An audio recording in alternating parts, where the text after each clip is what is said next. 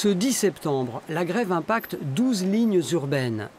Et dans toute l'agglo chambérienne, 11 lignes scolaires concernant environ 300 écoliers et collégiens.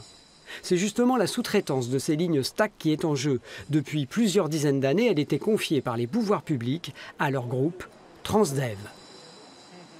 Ça représente 75% de notre activité, donc sans cette sous-traitance, on n'a plus assez de travail pour maintenir une société ouverte, quoi. Ça veut dire que vous fermez ici, tout simplement ? Oui, on ferme. Les 80 conducteurs, 120 salariés au total de Transdev, croient toujours que leur groupe peut conserver la sous-traitance.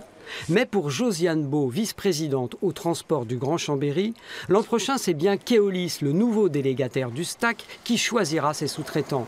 Je cite Josiane Beau. « L'intérêt des conducteurs désormais, c'est d'être repris par Keolis. Mais ils ne se comportent pas dans leur intérêt. Ils préfèrent défiler en ville plutôt que de discuter avec Keolis. » Ah mais c'est un peu facile de dire ça.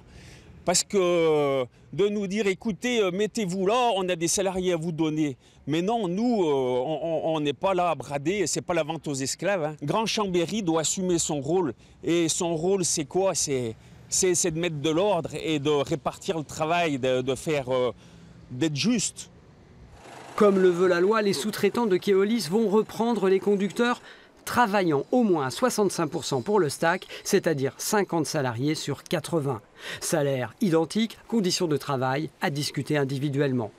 Demain, les conducteurs reprennent le travail, mais annoncent une nouvelle grève vendredi.